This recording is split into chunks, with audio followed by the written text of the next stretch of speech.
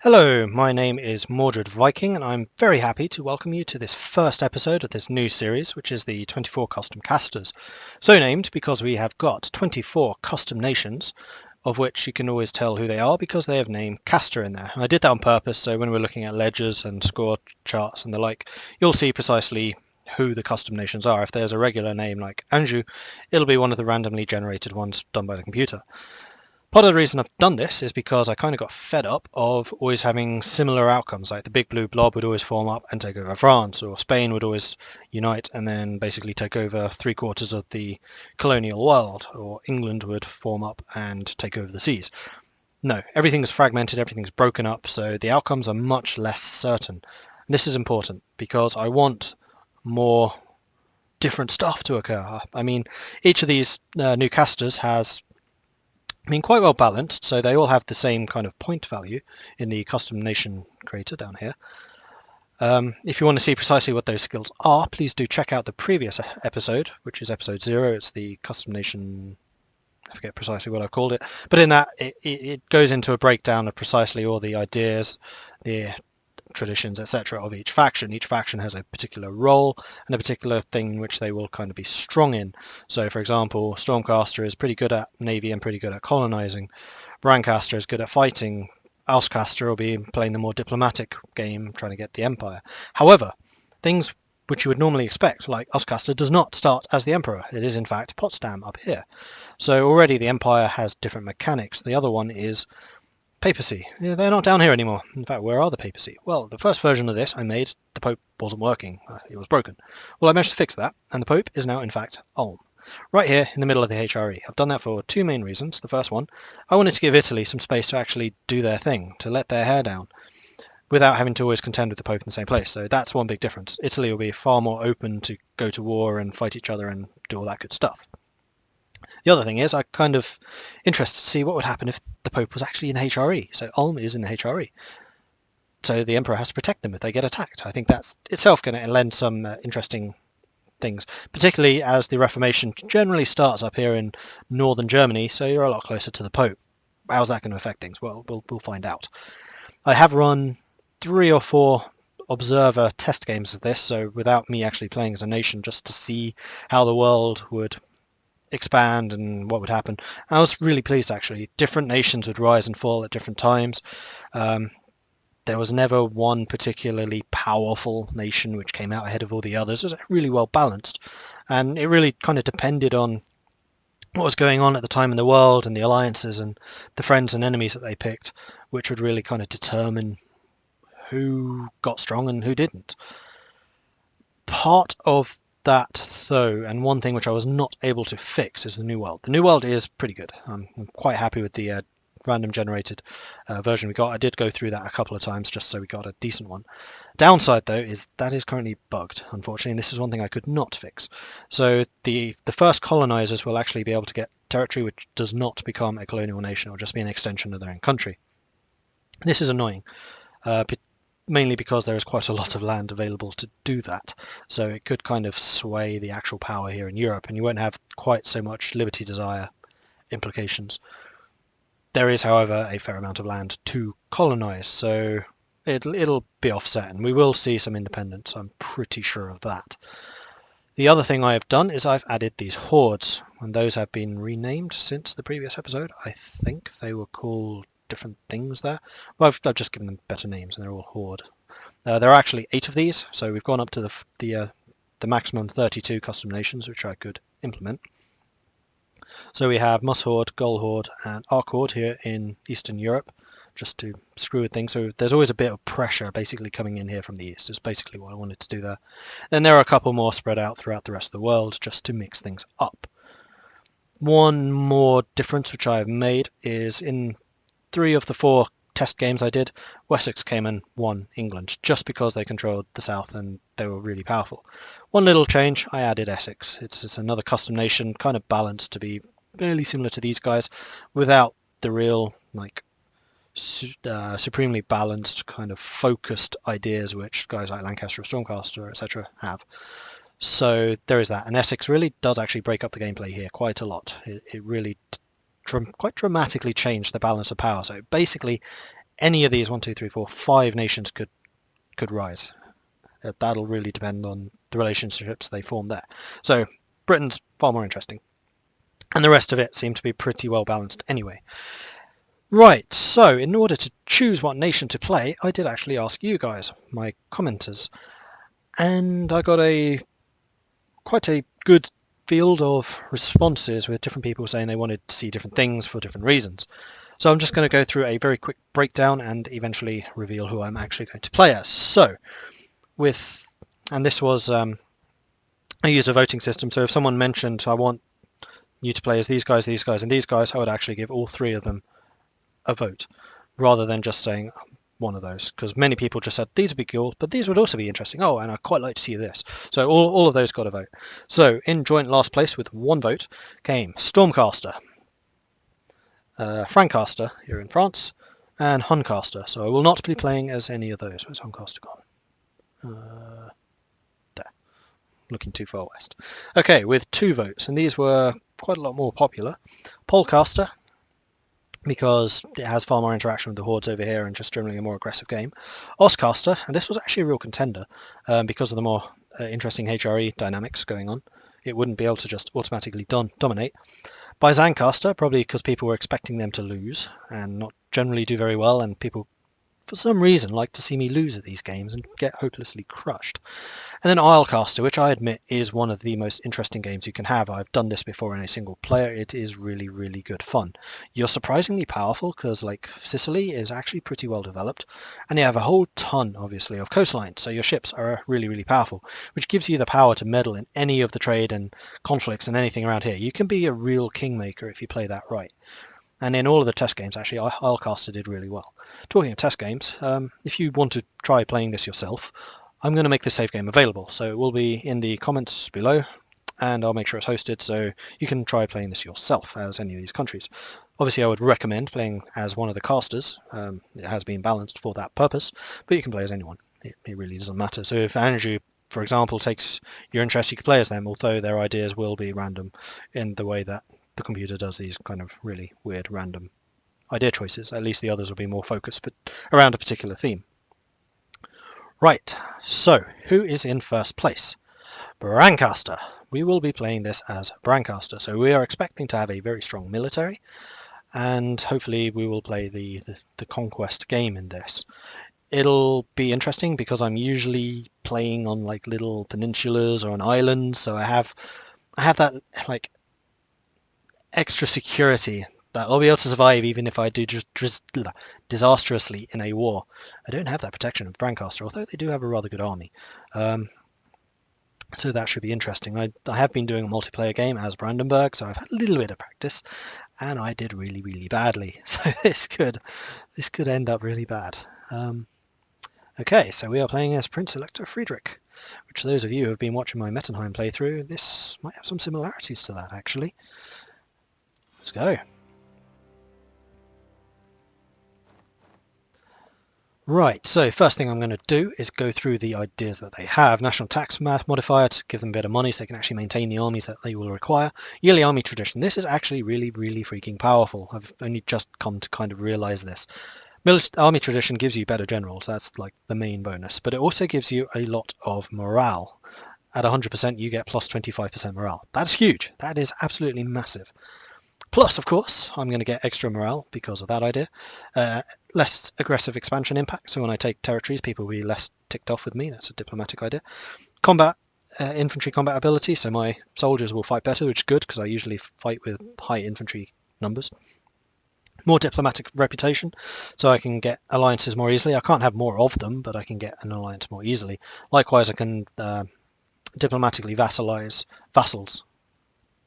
diplomatically annex vassals, which will be important because here in the HRE you need to be careful about who you attack, especially when you're not the emperor, you're not allied to the emperor. And as Potsdam is currently the emperor with his 16,000 man stack for an OPM, that is pretty good. But they're still not going to be the strongest of allies, and I'm pretty sure that politics here are going to play off. In fact, I'm an elector, just like Brandenburg are, along with Mitterkaster, which is Milan Tyrol, so they'll probably be one of the big rivals.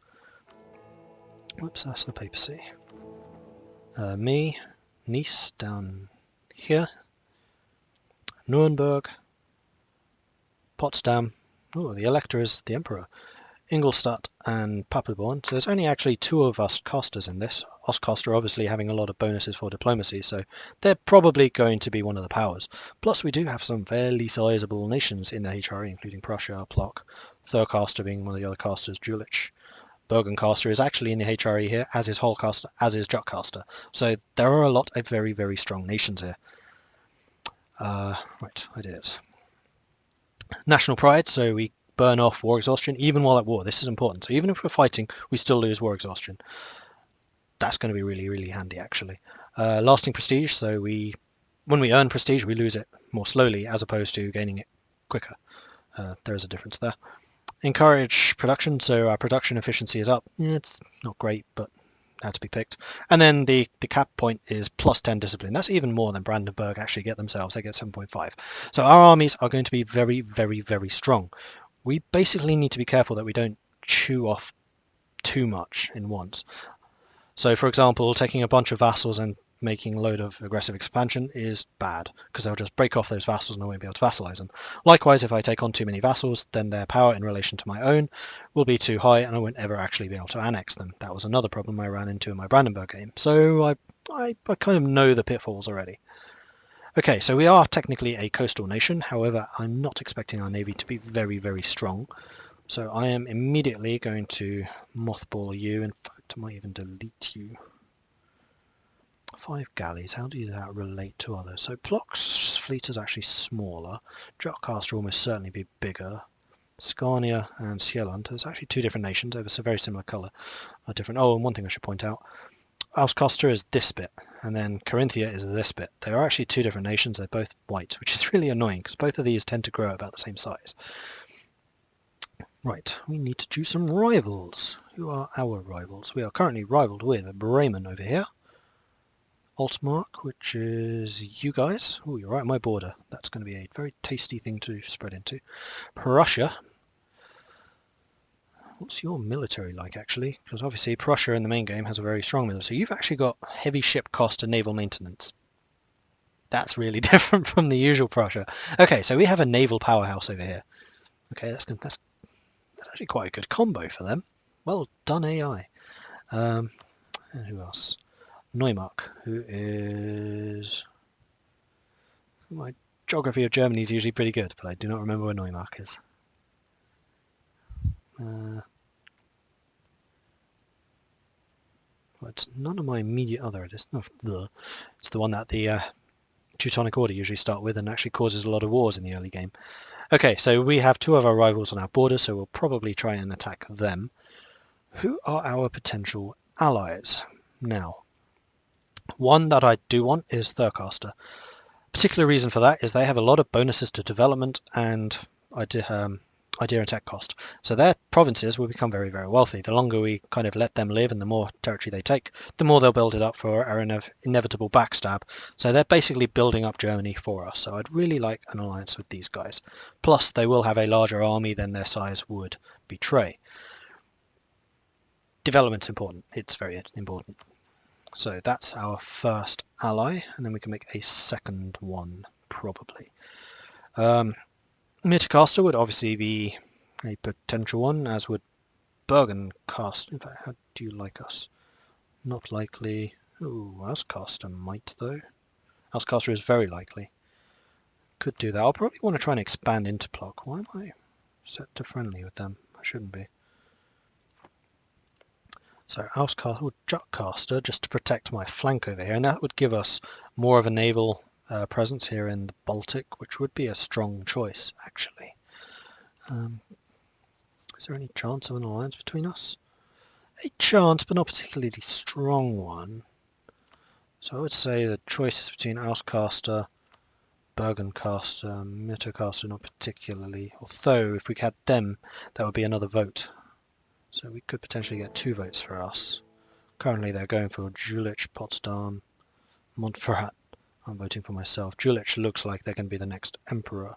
Jülich being these blue guys. So I could start cozying up to them so I'm actually able to annex stuff. I think I'm going to have to do that.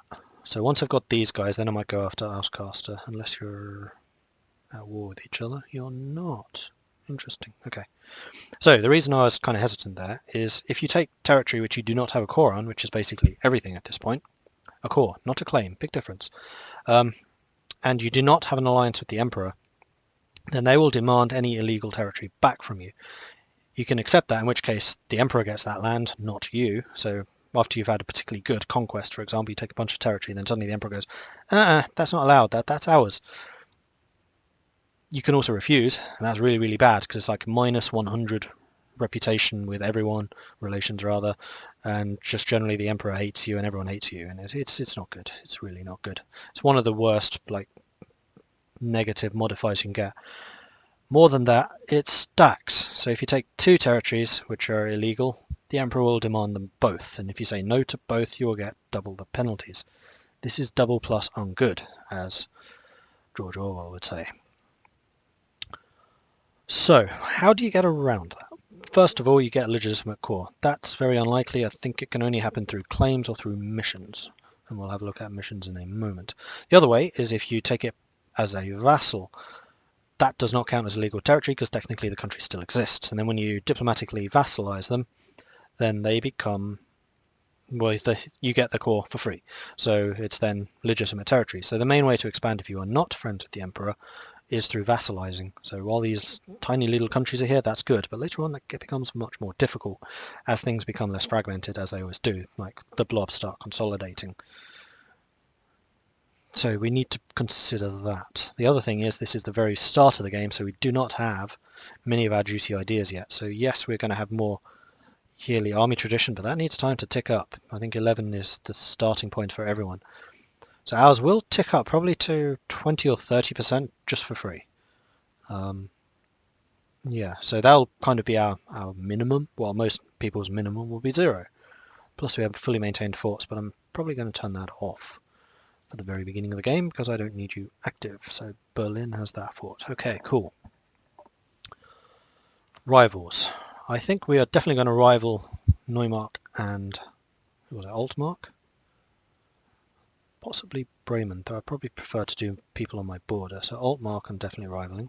Boom. Neumark I was going to. Boom. And who else? Potsdam? No, you're the Emperor. Don't want to do you. Lumberg, can I do you? No, cannot. Magdeburg, I've already got. Prussia, you're not adjacent. Plock, I could. You are pretty big, though. So I'd probably rather not right now. You're really the only... except Bremen. I guess I could do Bremen. Not very likely to get into a fight with you, though. Let's do Plock and just see how our allies do. That'll do for that. Mission. Save the Saxon people in Sternberg. So that would actually give us a CB against Plock right at the start. However, I'm pretty sure that Plock will have a bigger army than us. No, let's do it by country. Plock has got 14,000 men in their army currently, compared to our 9, so yes, that would be a bad idea. Although we might get our alliance with them, but then they will also get allies, so yeah, not a great idea right now. Solidify papal relations. That actually sounds like a great idea. So as soon as this guy becomes available, I'll send him to Ulm to raise relations. That is doubly good because it will give us a bigger modifier here. So it's not showing right now, but you will get a bonus for your relations with the Pope. The higher your relations, the bigger your bonus, the more papal influence you get, and then the more you can use these abilities up here. Which, as we saw with the beginning of the Stormwind game, is really, really powerful. Like, seriously, really powerful. Advisors. We don't have a massive amount of money, but I think we might want to get like a military advisor, especially if he's morale. I think we will get that. So that'll take off a chunk of our income, but I'm happy to leave that. And we are not at war, so we're going to reduce that. I want the income, though. I want a chance to build some stuff up. The other thing we need to do is our estates. Currently, no one has any land, so we're going to open up the estates menu here, and then we can have a look at what to give. And actually, I'm not going to do that. I'm going to open up development, because this shows you with the numbers how much development everywhere has. So the first and most important thing is I am going to want a lot of nobles. One big thing that's changed with the latest patch to this is When you give territory you to an estate, you lose 25% autonomy. That means 25% less tax income, production income, manpower, force limits, and all that other good stuff. However, each one has their kind of area. So nobility, for example, are military based. Therefore, the 25% autonomy penalty will not affect military things. So manpower will not be affected, as will force limits. Me being a very military nation, I'm going to need a lot of manpower and force limits. So I'm going to want a big nobility, is basically what that's saying. Burghers, you get more tax. Your trade value is not affected by autonomy. Plus, you get the ordinary bonuses. So giving nobility also gives you a bonus to the amount of manpower generated there. So it's a double whammy good thing. Clergy is for taxes, I think, missionary strength, and I'm sure there's other things, but I don't remember what. So nobility we definitely want to give. Nobility we want a high manpower. So the only place really right now is Berlin, which would not help us much. The other thing to consider is trade. Even though we are a military power, trade is still going to be very, very powerful for us. It will give us a lot of money. Right now we do not actually have anywhere.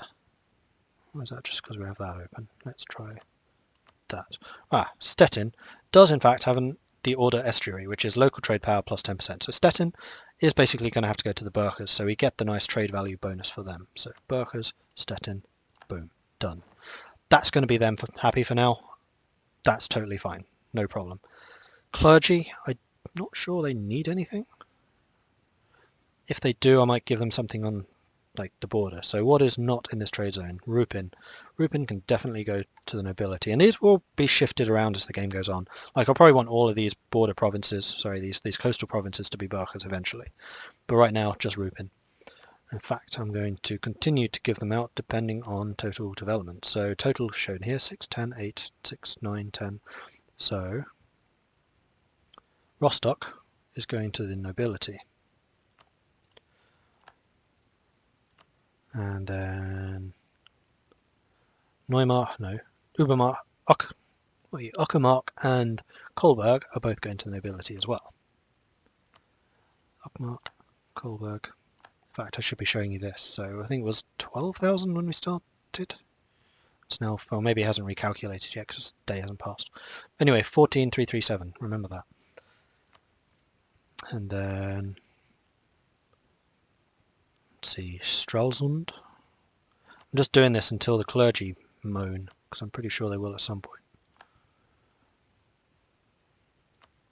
You're a 6 and you're a 6. I'm going to give one of you to the clergy. I'll give you Griefswald, because Griefswald gives me grief.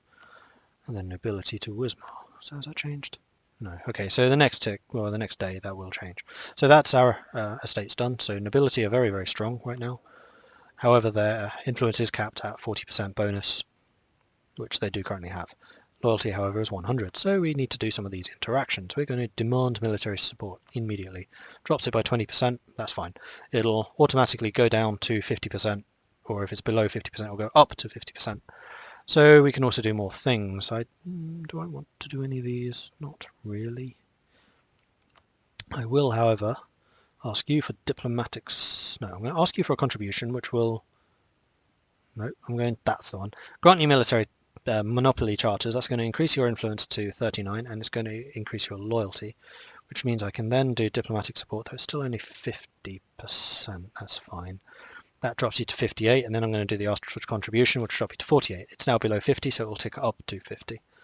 And I'm going to seek support of the no, I'm not. I'm going to demand administrative support, which will be dropping you below like the minimum threshold, but it's only 3% below where it's bad, so it will tick up again. We'll lose a bit of papal influence, but what the hell I can do with that's fine.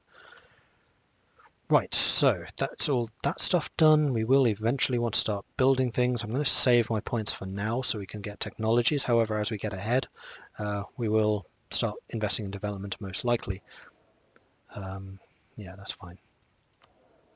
And that's at one point when you want to try and bring up the Burghers to above 60%, because then you get a development cost reduction, which is rather nice. Okay, I think that is a pretty good start point for this, so let's go ahead. And is there anything else I need to do? I need to tell you to go and do Lubeck. I think that's it. So let's bump this up to speed 3 for the very beginning. Stuff's going to happen. Magdeburg has announced Limburg, Prague. Potsdam has made us a rival. That's not good. The Emperor doesn't like us. And Thurcaster is in an alliance. So Potsdam is completely surrounded at this point. And Thurcaster also has 9,000 men, just like we do. How good's our king? 223. Okay, so I gave him 1 extra point because obviously I had 2 points kicking around, or 1 point, or however much it cost. So Diplomat has returned. So we could either start him improving relations with Ulm, which is what I was going to do, or with you to make your alliance. I'm going to do Ulm first, I think. I can actually make an alliance with the Pope. That's fairly tempting because that would give us even more points with you for free. I'm going to do that. It'll mean that we have 1 less powerful nation, but it will increase the maximum relations we can have with Ulm, because we can still improve by 100, so we'll go up to 175 just for free. Royal marriage of Thurcaster, yes please. So we are a monarchy this time. We are not a stinking republic, because I was so unbelievably disappointed with the Republic of Stormwind. You just seem to get so many more points. Like this guy, he has 1 less point. No, he doesn't. He has 1. 6. We have 7. We actually have, with this really kind of terrible king, 1 more point a month than your standard default guy would usually have. Heir is a 222, just because I've not built that up. But generally, monarchs get you a lot more monarch points than republics do. The downside, of course, being that you do have wars of succession. It's not that big a thing. You can get royal marriages, which increases your legitimacy, and legitimacy just matters a whole lot less than Republican tradition, which is a permanent thorn in the backside, to be quite honest. It's really quite annoying. And the worst thing is, what are they called? Regencies, which can basically be up to 15 years or not going to war with anyone. They're not that frequent though. I mean, yes, they can really bite you at wrong times, so like your neighbour is completely collapsing, you could totally attack them, but you can't because reasons. You're not at war. No, good. So we are going to improve relations with you, so that you become friendly enough for an alliance. Thurcaster's rival Potsdam. We both don't like Potsdam. And once we've got our alliances in place, then we can start working on the claims and starting to think about where we want to expand to. We haven't done that yet, but we will. So as you can see, that's gone up to 38. Oh yeah, manpower. It's gone up to 14,750. That's not as big a increase as I was kind of hoping for. 9 out of 13, so we could get a bunch more troops. I think that would actually be a rather good investment. So we currently have 7-2. I don't think we have any bonuses to our units. No. So I think we're going to go 1, 2 cavalry. We don't have the biggest economy ever. We'll go 1 cavalry. 1 more infantry. That would give us 9-3, 10-3, or 9-4. 10-3, just because infantry tend to die more often. And we're not that far off infantry. No, we're a while. The other thing we need to start thinking about is what ideas to go for. Very, very, very, very, very, very, very likely to be a military idea first. I'll probably go like the full 50% possible on military and then split the others between them. Probably more admin than Diplo. Diplo's mostly naval, so it's not really that useful. I mean, diplomatic itself, possibly, maybe. Influence, maybe. Maritime, pointless. Exploration, pointless. Trade, unlikely. Espionage, though, has a few little goodies in it, so I'm sure we'll be exploring that. But most likely is aristocratic, because that makes military technologies cheaper. Quality, because it makes our armies better. And offensive, because that makes our armies even better. So offensive is a very, very strong candidate for the first one. Plus it gives you more discipline, and discipline for our armies is going to be amazing. Yo, do you want alliance yet? No. Let's speed things up a little bit. So the Emperor is currently making stuff free cities. Free cities are good for the Emperor because they increase the amount of imperial authority they generate. And in fact, we can say which of these reforms we would vote for. We are an elector. I think, actually, does everyone vote? I have a feeling everyone votes, but we can say which ones we're in favour of by clicking on the little checkbox here. So, Reichsreform. Emperor would get more build cost, more development cost. In fact, we will get the same thing. This is just generally really good. It makes good stuff cheaper. Institute Reichsregiment. This would give the Emperor more diplomats and more diplomatic reputation and gives us less unrest. It's pretty good for the Emperor, but it's also pretty good for us. That's fine. Hofgericht, that's more legitimacy and less core creation for the Emperor and more legitimacy for us. Yep, that's a good one too. Gemeine Pfennig, and this is where things start to kind of turn against us. So the Emperor gets a ton more money. I don't think that comes out of our coffers. It's just kind of a bonus 20, and 20 is quite a lot. So that's, yeah, but diplomatic reputation is still very nice for us. This one, you can see in gold, disallow internal HRE wars. That's not good. That means that we cannot go to war with other HRE nations. I'm not entirely sure what the qualifiers for that are. Like if you have a claim, can you still go to war? I'm not entirely sure, but either way, it kind of sounds bad. Although it does mean tech is cheaper. I might have to investigate that one. And then from here, they basically get worse and worse. So proclaim Kaisertum will mean that if there's a religious war going on, which there will be in 15 something, the Emperor wins, just automatically without the war actually going on. And HRE is always, it becomes a hereditary monarchy rather than an election. So things will get worse and worse. And then like revoke the Privilegia means that the entire empire becomes a vassal to whoever is emperor, or you leave. And they get a claim against you if you do leave. It's bad. Then Renovato Imperii, they just annex everyone that is in HRE. Just one country, HRE, boom. If that happens, we're out of the game. Unless we're the Emperor, in which case it's quite a good thing. But I'm probably not going to go for Emperor. I have other priorities. We'll leave the Emperor fights for Auscaster and whoever else is going against them. Mittercaster maybe, Bergencaster maybe. Jülich, because they're like one of the biggest states. Plock possibly. Is Plock even in the HRE? Plock is not in the HRE. It has countries that belong in the HRE, but it itself, because its capital is not in the HRE, it's not. Which is how I got Bergencaster in the HRE. It's not actually based in Burgundy, it is based in Lothringen. Lothringen is a HRE nation. If your capital is HRE, then you are yourself HRE. Bourgogne, which is a usual capital, is not, so it's not. Likewise, Jutcaster, even though it's called Jutcaster after Jutland, its capital is Holstein. Holstein is in the HRE, so the whole country is in the HRE. Right, yeah, obviously we're an elector too. So everything in brown is an elector, everything in in purple is the emperor, everything in blue are the free cities. Free cities have their own government form and they contribute more imperial authority and they're more tradey and just republics and stuff like that. Anyway, that is the end of this episode. I'm sorry that there was so much explanation and kind of preparation, but that always happens in this first episode. Very often there's probably about half an hour before you even unpause the game for the first time while you're just preparing stuff and getting stuff in the right place. We are now past that position, we can start playing properly. Anyway, I do hope that you've enjoyed this. I'm really excited to see where we take Brancaster from this point on.